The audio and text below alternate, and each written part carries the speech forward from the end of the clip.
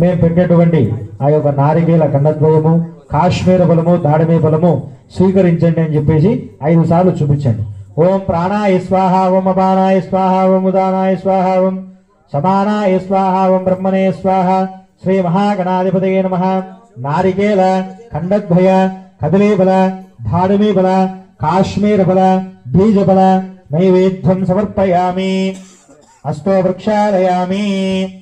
ఆ చెంబటి దగ్గర పెట్టుకోండి.